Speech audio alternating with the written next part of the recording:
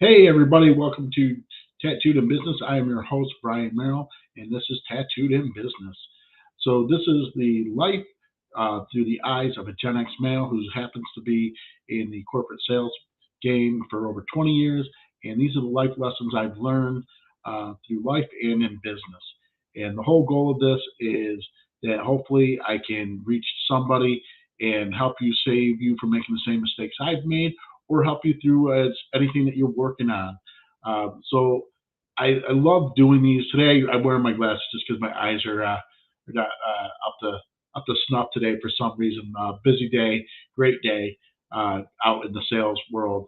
I decided to get out and do some face-to-face cold calls today, which I've been missing doing, being honest with everybody, and had a really good day with it. And great weekend conversations to have.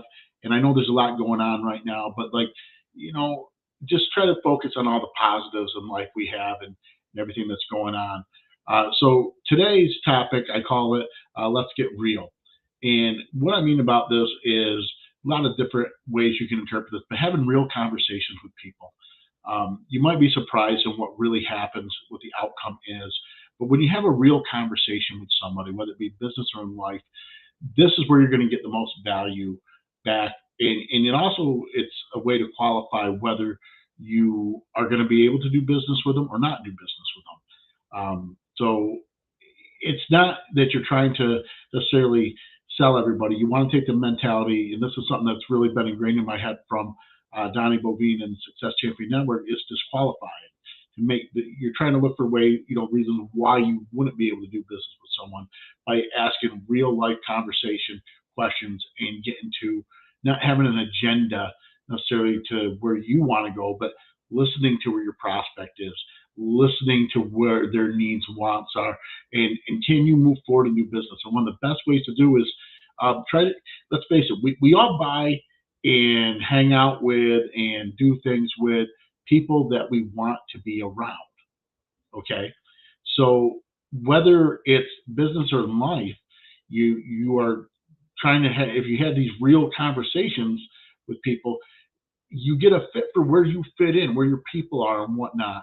I had a real good friend of mine um, that we talk all the time offline, or I should say through Messenger and whatnot. Our families have known each other for years, and for the last 2 weeks I haven't really heard from her. And posted something, and I reached out to her Sunday, and hey, what's going on? What's this person's had some quite a tragic things happen to her. And we started having conversation. And I'm just like, okay, well, let's have a real conversation. Let's walk through this. And now, typically, this person guides and coaches me, I would say, most of the time, like helps me work through some things that I'm going through and struggling with connecting with people and whatnot. And in this case, I was able to do it back in her favor. And what we came to was, hey, there's this real big event that she really wants to go to, right? And she's trying to figure out how to go there. She's kind of down because she can't, can't figure out a way to go there. So I said, all right, well, let's have a real conversation about this. What's the event? Where is it at? Okay. What? So how long is it? What do you need to do? So we started just walking through these steps, and I said, okay, all right. So realistically, I can't do this year, but I can plan it for next year. But I'm going to start planning it now. Okay. So what baby steps can we take to get there? So I don't know, we wound up mapping it out. And it turns out obviously this person's intelligent. They've already kind of started the ball rolling, but sometimes you need somebody to talk things with and talk, just having a real conversation with them to bring out where they want to go or that you've already made these steps. So that's exactly what we did. And you know what I mean? Like I said, she doesn't need me to tell her these things or help her with these things, but every now and then you need somebody to just kind of talk to. And so we mapped it out, and hopefully I helped her, and she's already made the first steps to start doing that. I'm like, okay, baby steps, you can do this. And then of course we talked about all sorts of other things too, and this is the type of relationships I like to have with people. I like to be able to have these real conversations with them. I'm not always right. I want to believe I'm always right, and I also have, I have issues. I have anger issues with certain things that have happened over the years with me.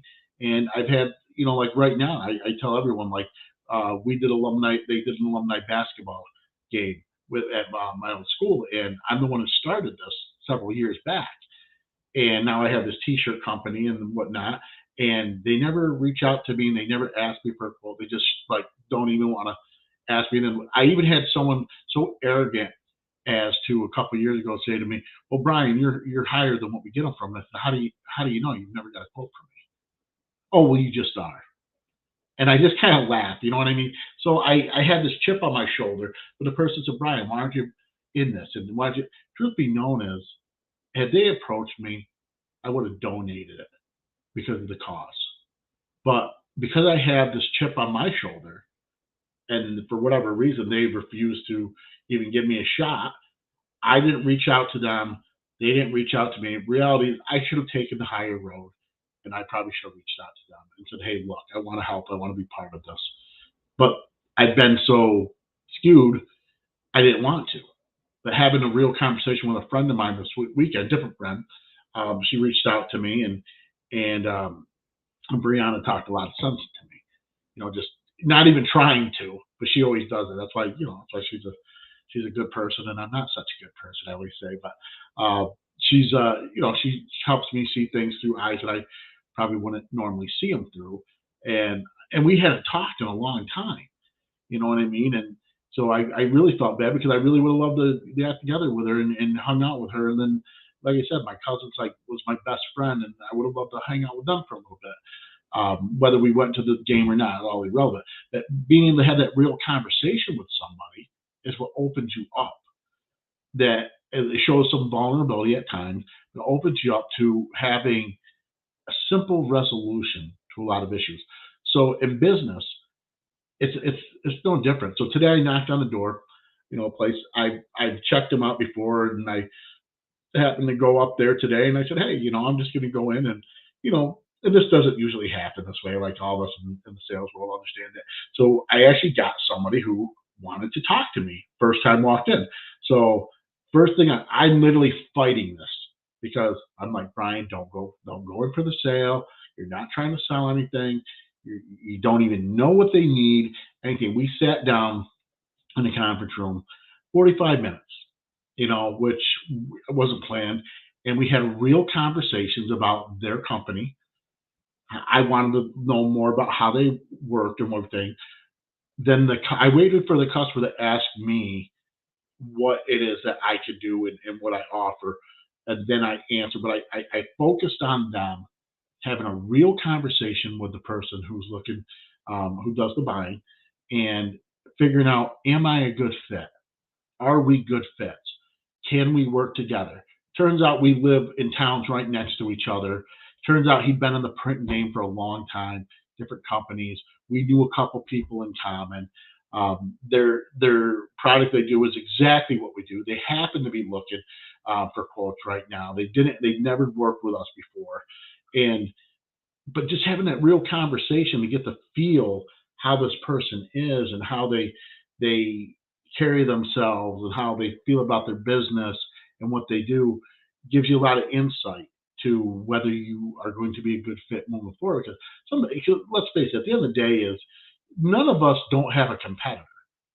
Everybody has a competitor. And I tell everybody when you use your unique selling advantages or all that stuff that everyone tells you need to talk about, if you even think about the words customer service crossing your lips, you better have another one because everybody says that. Everybody says they deliver better than the competition.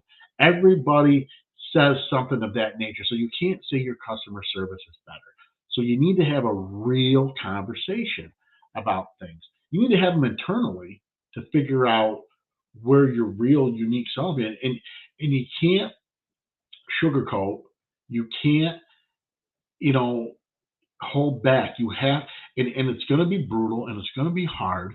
And you need to have a thick skin as an owner, as a manager, as whatnot, because you're going to hear, you want your peers to, or your employees to be able to talk to you in an open-minded manner. And and if you're sitting in a room and you're surrounded by a bunch of yes people, get the fuck out of there. Get them out. Get rid of them. You don't want that.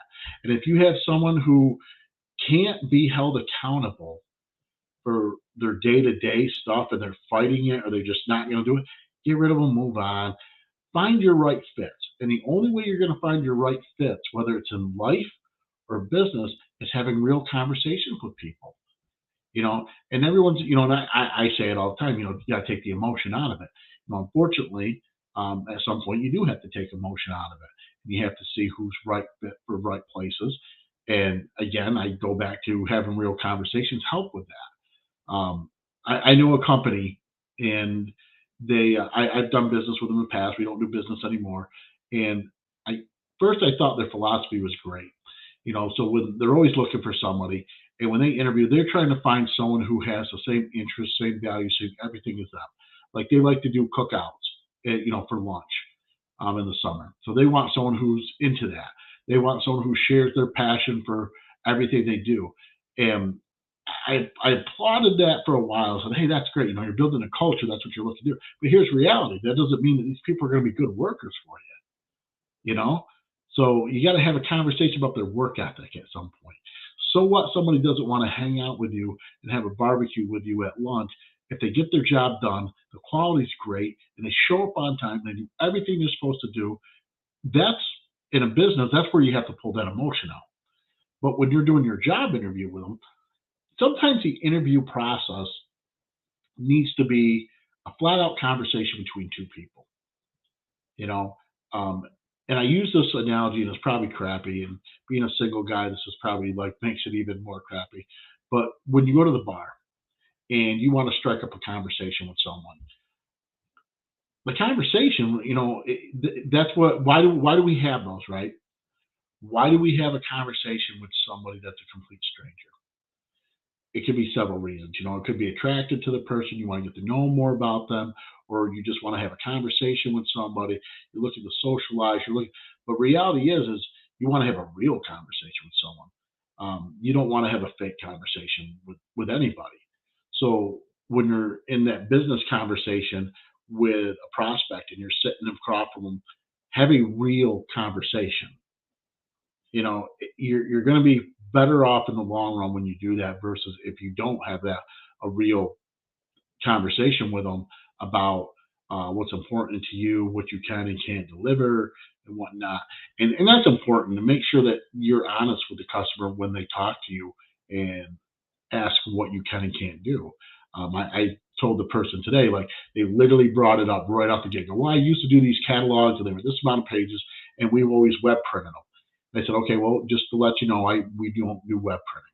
And he says, well, good, because we've scaled back. We're not doing that many, so I'm doing more offset now. Oh, perfect. And then he shows me the quality of what he has. Now I'm at this point like going, oh my God, this quality, this is good. Like, but we're better. Like our quality really is better than this. But I didn't say that because he's happy with that quality that he has. And there's nothing wrong with the quality he has, but the equipment we have produces better quality. So I didn't lead with that because I'm not trying to close him. I'm trying to build a rapport with this person and feel if we're a good fit to work together. Because just because he has a need for our goods and services doesn't mean we're a good fit. So we considered that we continued that conversation, and we got to the point where he asked me for a quote on something. We came back, and I'll put it together, and we'll move forward with it. And I talked a little bit about what I can offer, whether they're pain points or not. I get into it a little bit with them, but this conversation, this was a straight up cold call. Didn't know the guy, doesn't know me. We are literally trying to figure each other out and are we good fits in our personnel. By the end of the conversation, the 45 minutes, we both felt comfortable enough where he initiated, hey, I'd like to get a quote from you. I didn't ask. I asked for the sale without asking for the sale. I said, I'd love to, and I'd love to have a shot at anything else you have, but let's start with this. And, I left feeling pretty decent, took some good notes on it. And, hopefully everything works out. And that's another thing, a point that I like to really make here, when you're having a real conversation, keep this in mind. There are only two outcomes to every single thing we do in life. And I truly mean that. It's either yes or no, positive or negative result, no matter what it is you do. So, and I use this. I have a buddy who's a real big guy, right? Not too many people mess with him. Big dude, and I'm not such a big dude. And I owned a bar, and I haven't been in a ton of fights, but I've been in a few here and there. And sometimes you win, sometimes you lose. And he noticed when he came and worked with me at the bar. He says your attitude's like totally different from where it was a couple of years ago. And I said, well, buddy, I said, you know, I came to the conclusion when after the last fight I was in, you're either going to win or lose. The end result is going to be I'm going to be hurt the next day, whether it's your hands or your face or whatever. You're going to be hurt the next day. But you either win or lose. You can't win them all. And the minute you become okay with the outcome that you may lose, it takes a lot of pressure off, and a lot of people back down. And I stopped having people aggressively engage me once they realized that I was okay with either outcome. And I had less confrontation. I had more guys basically decide that they were whatever it was, they were done and they were moving on and leaving my bar without any incidents from me. Or actually, my partner was a really big dude, but we didn't work the same shifts. But you know, and I started accepting that in life in general. And maybe it was good, maybe it was bad at the time, but and in the sales life, there's only two outcomes. When you go in for a sale, you're either going to win it or you're going to lose it. And the minute you say "fuck it," this is who I am, this is what we offer, and I'm okay if I lose it. You really do. That becomes a unique selling advantage, whether you realize it or not, because you don't know what your competition's is doing. You don't know how they do it. And let's face it, nobody buys from or nobody wants to buy from a pushy salesman. And that greaseball, slime ball mentality, and trying to hard close you. You know, I say this, you want to be treated with respect. So that's why I'm really big on having those real conversations with people. Because when you're having that real conversation, that's that first level of respect that you're trying to gain with them, and they're seeing you as a human being. And for me, for a guy who's always telling you take the freaking emotion out, try to get the emotion taken out of it and all that, um, for me to have somebody see me as a real human being uh, is wasn't an easy thing for me because I don't like to have people get too close to me. I tell I had this conversation with the first person I brought up is um, I'm always surrounded by tons of people, but I'm probably the loneliest man in the room, and you'll never know it. And that's because it's just my psyche and the way I think about things, and it's just a mentality thing. But you'll never know it. It's just like I'm very guarded about people who get to know me in my personal life. And to be able to open up and have a real conversation with someone about these things are not easy. I don't want anyone to think these are easy. They should be. In sales, it's much easier. So I have a totally different persona when I'm working versus off the clock most of the time. And that's because sales to me is I'm trying to help somebody. And I truly mean that. Like when I go in, I'm going in looking to how can I help this person, and if I can, I can. If I walk in and you're already working with somebody and you're happy with it, my response is real simple. That's great. If you have a great relationship with them, no problem. If for any reason you ever need, if you need extra things or they can't handle the workflow or whatever reason, I'd love to have a shot at your business, but I'm not here to ruin your relationship with your current vendor. And I'm amazed at how many times within a week, month, whatever, somebody does reach out to me and says, "Hey, they're not really good at this. Is this something you can handle?" And I take a shot at it. Sometimes you knock it out of the park. Sometimes you don't. But most of the time, my life, we've done well. Uh, and the other thing is like knowing the expectation is usually a big part of it. One of my pet peeves is people who sub out jobs to other people and then criticize their work. They don't do it themselves, but they'll criticize your work. And to some degree, I always say, well, yes, they have absolutely every right to do that. But it is very like, you know, until you walk in my shoes mentality, until you walk in my shoes and you know how to remember, I do this. I have the equipment. You don't. That's why you came to me. And be respectful about it. Don't take jabs at me. Don't take shots at me. Be respectful about it because I can fire you as a client too. You know, I mean, like, and nobody ever wants to do that. But there's reality where having that real conversation up front, not fake, having a real one, you should be able to eliminate that stuff.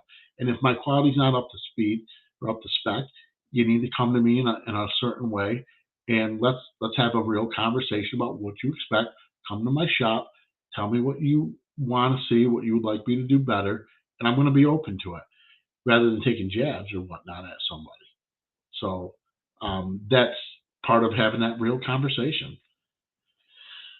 So really, the whole point of this is pointing out some stuff that I notice on a daily basis, and you would think would be second nature to everybody, and maybe it's not, and maybe it should be. Having a real conversation with somebody does not mean pushing your beliefs on somebody either. It really means, like, one of the best things, traits I have, is I do have the ability to listen to you, whether I agree with you or not, let you speak your mind, let you do whatever, and I'll show you respect until you don't respect me.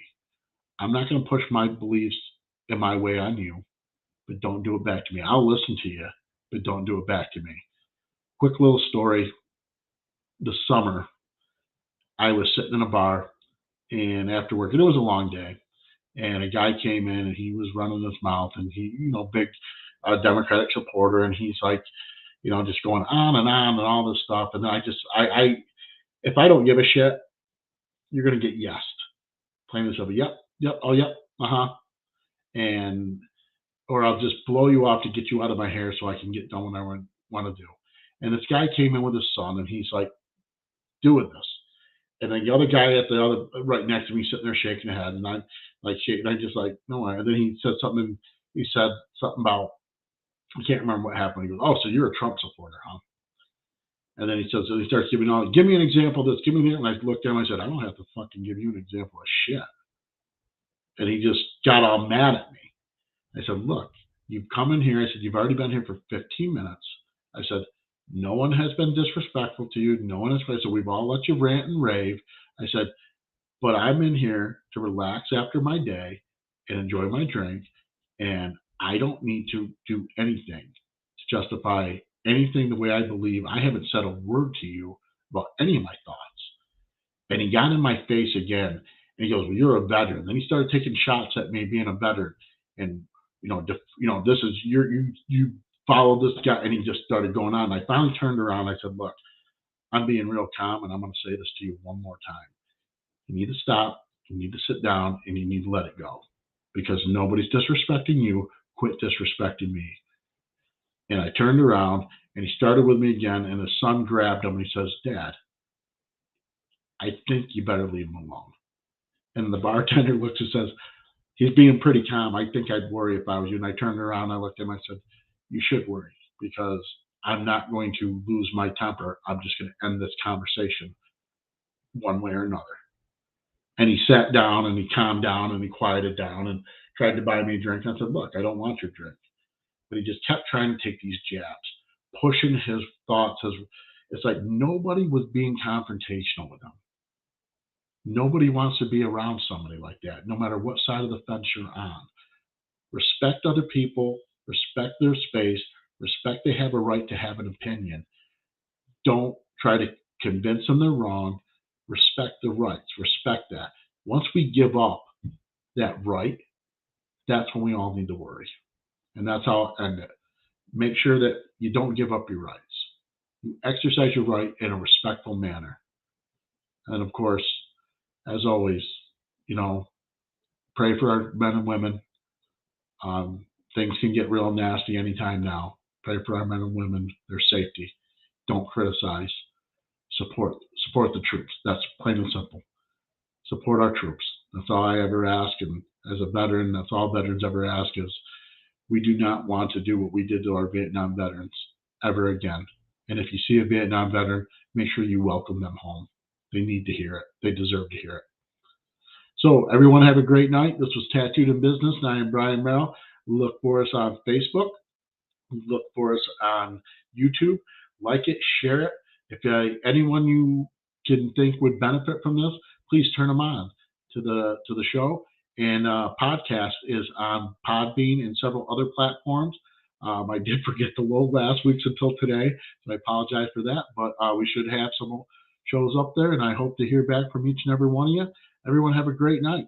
All right, take care.